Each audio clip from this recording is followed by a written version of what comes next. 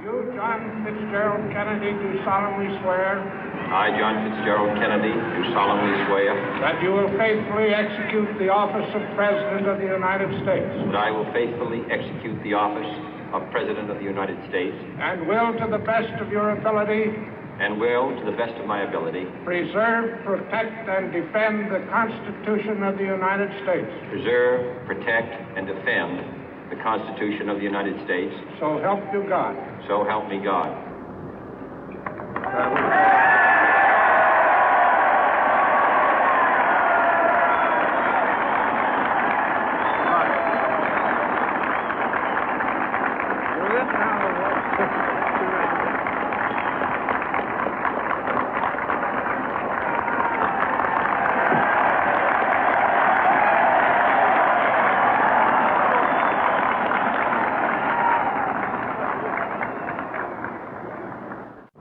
Vice President Johnson, Mr. Speaker, Mr. Chief Justice, President Eisenhower, Vice President Nixon, President Truman, Reverend clergy, fellow citizens. We observe today not a victory of party, but a celebration of freedom, symbolizing an end as well as a beginning, signifying renewal as well as change. For I have sworn before you and Almighty God the same solemn oath our forebears prescribed nearly a century and 3/4 ago. The world is very different now, for man holds in his mortal hands the power to abolish all forms of human poverty and all forms of human life. And yet the same revolutionary beliefs for which our forebears fought are still at issue around the globe. The belief that the rights of man come not from the generosity of the state, but from the hand of God. We dare not forget today that we are the heirs of that first revolution. Let the word go forth from this time and place to friend and foe alike that the torch has been passed to a new generation of Americans born in this century, tempered by war, disciplined by a hard and bitter peace, proud of our ancient heritage, and unwilling to witness or permit the slow undoing of those human rights to which this nation has always been committed and to which we are committed today at home and around the world.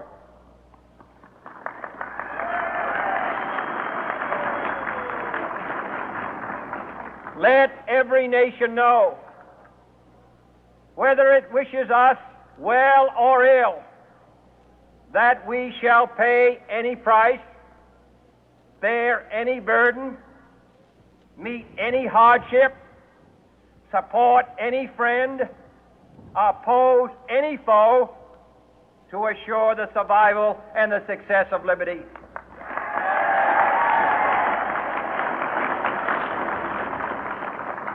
This much we pledge and more.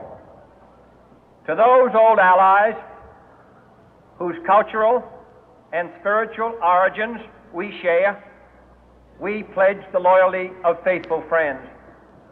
United, there is little we cannot do in a host of cooperative ventures.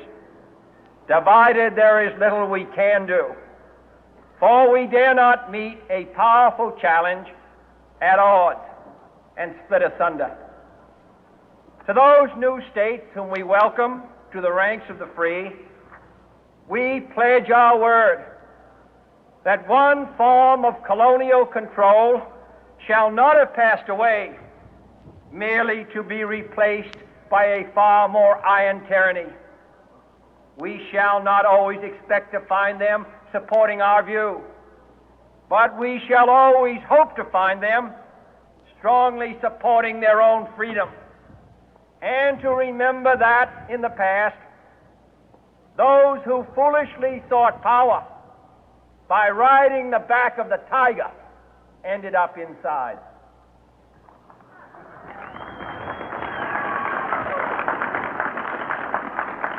To those people in the huts and villages of half the globe struggling to break the bonds of mass misery, we pledge our best efforts to help them help themselves for whatever period is required, not because the communists may be doing it, not because we seek their votes, but because it is right. If a free society cannot help the many who are poor, it cannot save the few who are rich.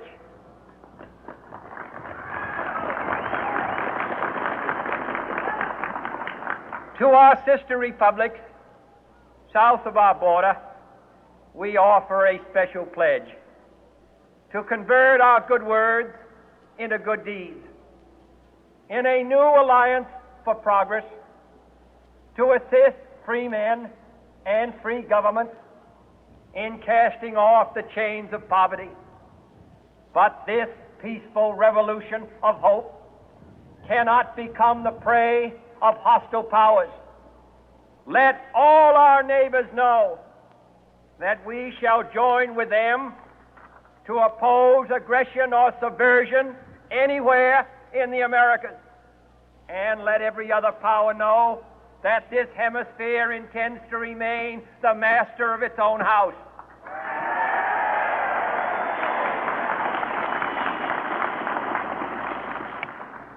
To that World Assembly of Sovereign States, the United Nations, our last best hope, in an age where the instruments of war have far outpaced the instruments of peace, we renew our pledge of support to prevent it from becoming merely a forum for invective, to strengthen its shield of the new and the weak, and to enlarge the area in which its writ may run.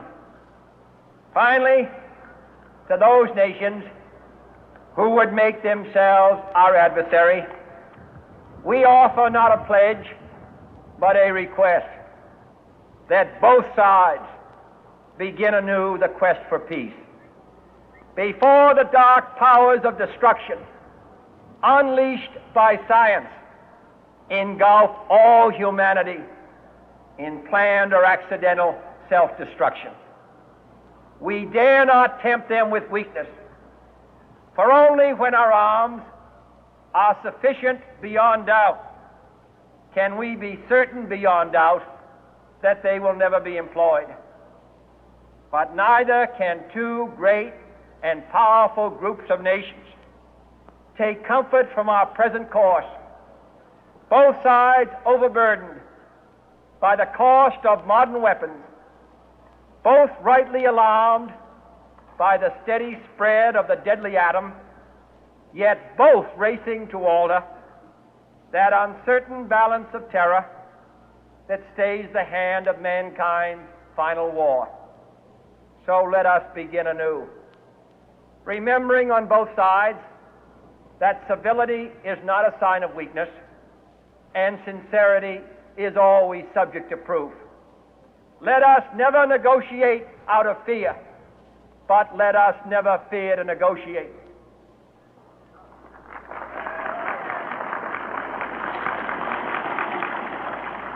Let both sides explore what problems unite us, instead of belaboring those problems which divide us.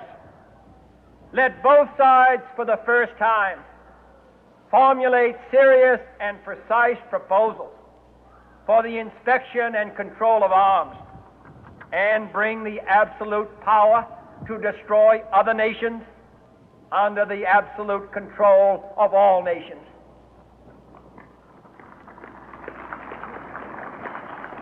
Let both sides seek to invoke the wonders of science instead of its terrors.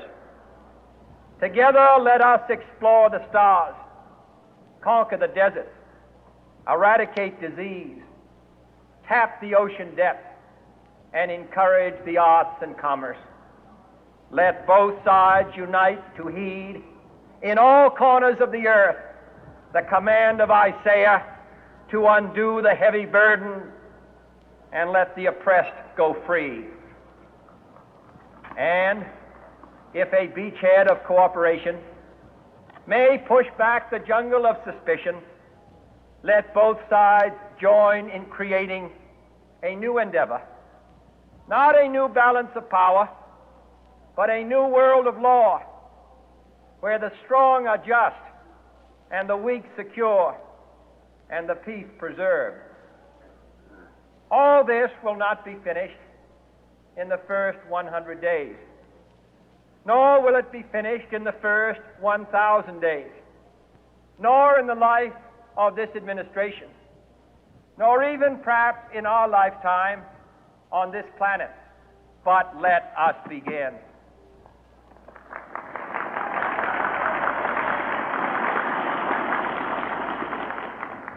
In your hands, my fellow citizens, more than mine, will rest the final success or failure of our course.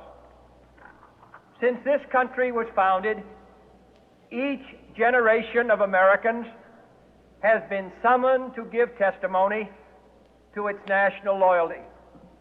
The graves of young Americans who answered the call to service surround the globe. Now the trumpet summons us again, not as a call to bear arms, though arms we need, not as a call to battle, though in battle we are, but a call to bear the burden of a long twilight struggle, year in and year out, rejoicing in hope, patient in tribulation, a struggle against the common enemies of man, tyranny, poverty, disease, and war itself. Can we forge against these enemies a grand and global alliance, north and south, east and west, that can assure a more fruitful life for all mankind? Will you join in that historic effort?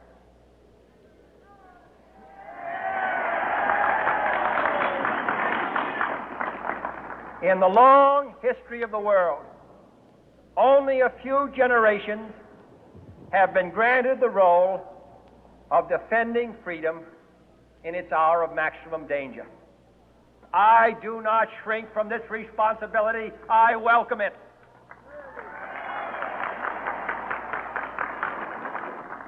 I do not believe that any of us would exchange places with any other people or any other generation. The energy, the faith, the devotion which we bring to this endeavor will light our country and all who serve it. And the glow from that fire can truly light the world.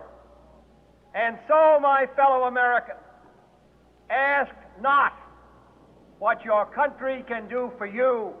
Ask what you can do for your country.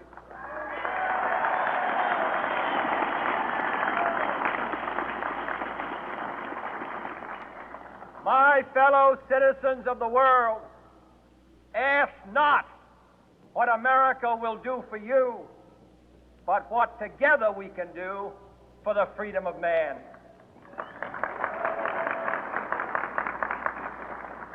Finally, whether you are citizens of America or citizens of the world, ask of us here the same high standards of strength and sacrifice which we ask of you. With a good conscience, our only sure reward, with history the final judge of our deeds, let us go forth to lead the land we love, asking His blessing and His help, but knowing that here on earth God's work must truly be our own.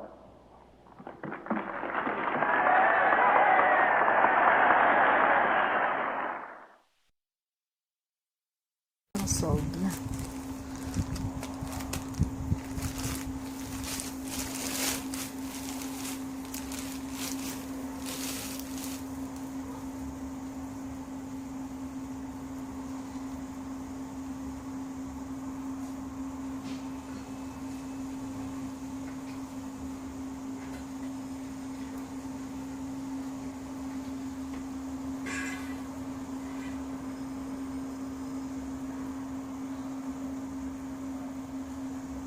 Ang laki, di ba?